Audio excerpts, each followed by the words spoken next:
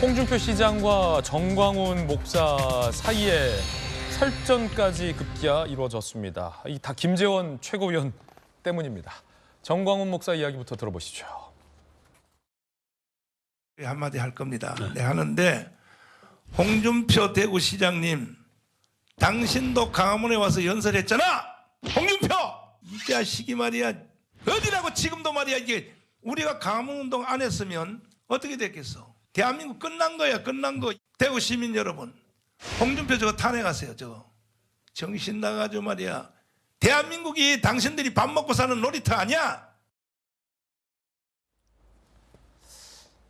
사실은 방송에서 쓰기에 부적절한 단어들이 많이 포함되어 있습니다만 이게 방금 들으신 발언이 오늘 기사의 상당히 핵심적인 내용이기 때문에 전해드렸습니다. 그러자 홍준표 시장도 응수했습니다. 이렇게. 목회자가 목회자답지 않게 욕설을 입에 달고 다니면서 자제력을 잃고 거친 말을 함부로 내뱉는 건 유감스럽다. 정당이 일개 외부 목회자에 의해 좌지우지되는 건 도저히 있을 수 없는 일이다. 아울러 그 목회자를 숭배하는 사람들은 우리 당을 떠나서 그 교회로 가라. 라고 응수를 했습니다. 홍준표 시장과 정광훈 목사가 왜 싸울까? 김재원 최고위원 사건 때문입니다. 들어보시죠. 우파진영은 사실 행동하면서 활동하는 분들이 정당에는 잘 없었는데 정광훈 목사께서 또 우파진영을 전부 천하 통일을 해서 요즘은 그나마 우리 쪽도 사람은 있구나 이런 마음이 들게 합니다.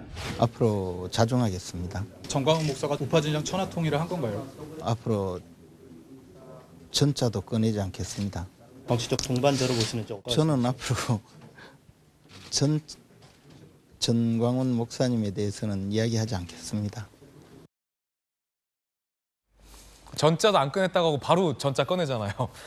김재원 최고가 2번이나 정광훈 목사 집회에 가서 얘기를 하거나 정광훈 목사를 소위 추앙하는 듯한 발언을 해서 국민의힘 안팎에서 굉장히 시끄러웠습니다. 홍준표 시장이 이에 대해서 비판을 하자 정광훈 목사는 홍준표 이 자식이 당신 말이야 하면서 뭐 거친 얘기까지 꺼내들었습니다. 급기야. 김수영 교수님, 건강치 않아요?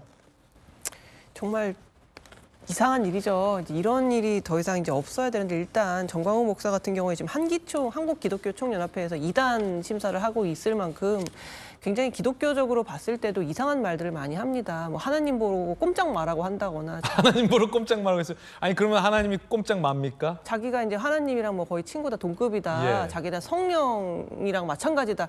이런 식으로 좀 이상한 얘기를 해서 2단 시비에 지금 사로잡혀 있는 사람인데 이제 뭐 정치적인 효능감을 이렇게 표출하는 건데요.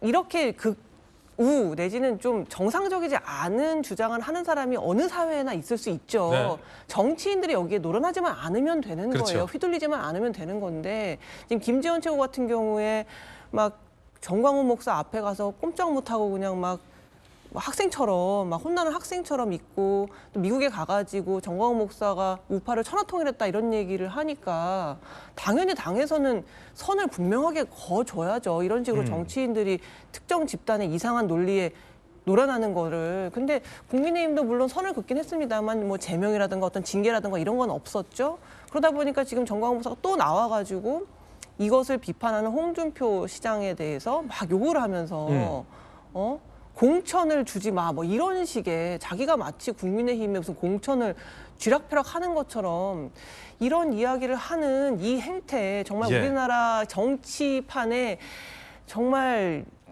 정치판을 교란시키는 황소개구리 같은 존재인데 이런 행태에 정치인들이 더 이상 노란하지 않았으면 좋겠고요. 당도 분명히 선을 거뒀으면 좋겠고요. 마찬가지로 민주당에서 이 정광훈 목사의 이런 행태에 대해서 비판했거든요. 그리고 이제 이것에 노란하는 국민의힘에 대해서도 비판을 했는데 우리가 개딸을 바라보는 심정도 비슷한 거예요. 지금 다르지 않거든요. 양당 모두 이상한 집단의 해괴한 논리에 사로잡혀서 노란하는 정치인들이 있어요. 정치인들이 하지 않아야 이런 관행들은 끝이 난다. 그런 말씀 드리고 싶습니다.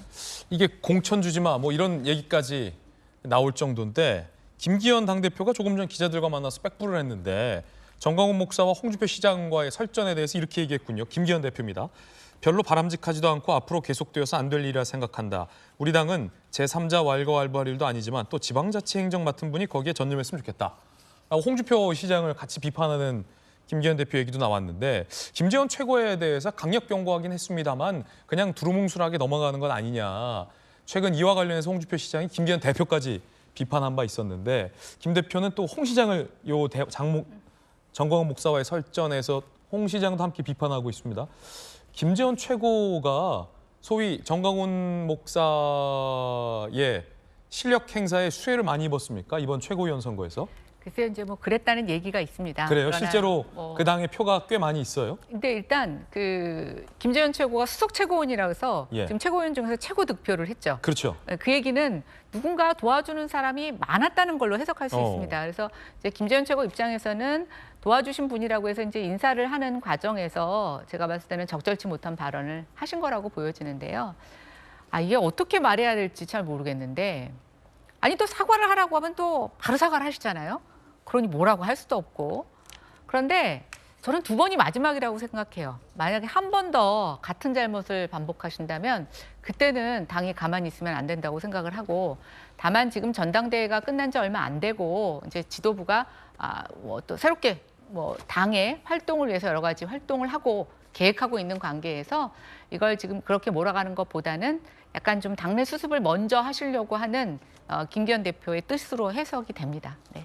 혹시 일각에서는 김기현 대표 및 국민의힘 지도부가 소위 정광훈 목사 등과 확실하게 선을 긋지 않는 건 아니냐라는 의혹도 있던데 어떻게 보십니까?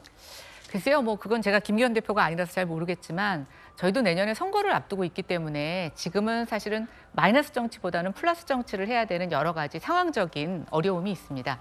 저는 그럼에도 불구하고 저희도 민주당의 개딸들을 비판하죠.